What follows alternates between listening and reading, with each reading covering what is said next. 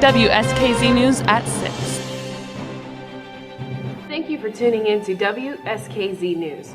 Today we'll be covering March Madness and the Olympics, but first we're going to go to Taylor with the Philippines typhoon update. You may have heard about the typhoon that struck the Philippines on November 7, 2013.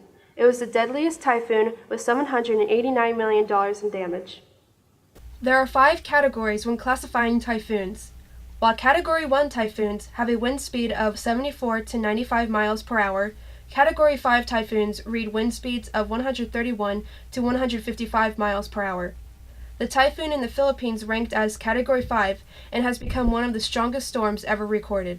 While the death toll is continuing to steadily rise, there have been reports of looters stealing donations from the typhoon victims. One instance resulted in 33,000 bags of rice being stolen. With only 20% of the people in Tacloban receiving aid, looting has been a last result for many victims. If you would like to help, you can donate at www.donate.salvationarmyusa.org.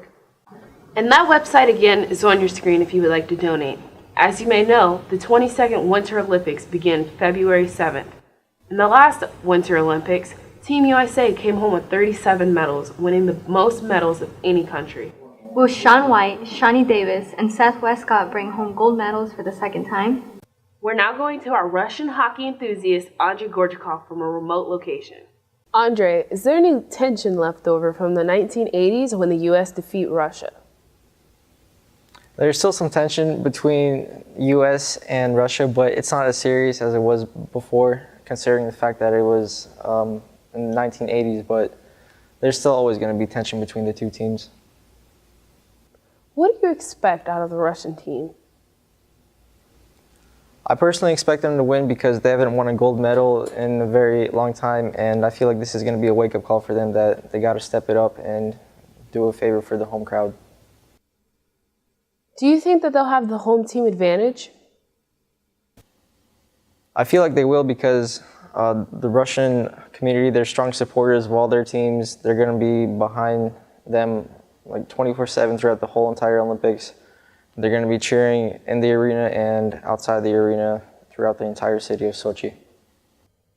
Do you have any favorite players?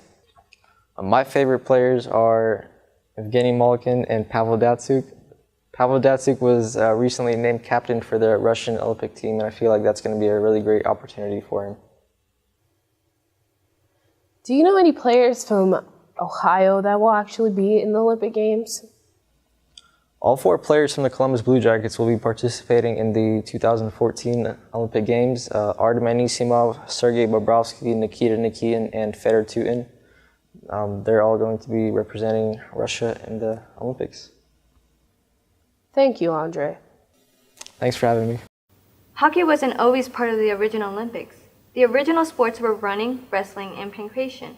Pankration is a mix of martial arts, wrestling, and boxing. It's considered to be the toughest of sports. You know, Marisol, I really didn't know hockey wasn't part of the ancient games. Well, I didn't know either. I didn't know about pankration, did you? No, I'm a basketball person. Well, speaking of basketball, March Madness is coming up. Have you started your brackets yet? No, but I'm really excited for it. The top 4 teams are Kentucky, Michigan State, Duke, and Louisville. I haven't started a bracket yet, but I'm watching the stats. Well, if you need a printout of bracket, you can always go to www.espn.go.com. And now we're going to go over to Lindsay with the weather.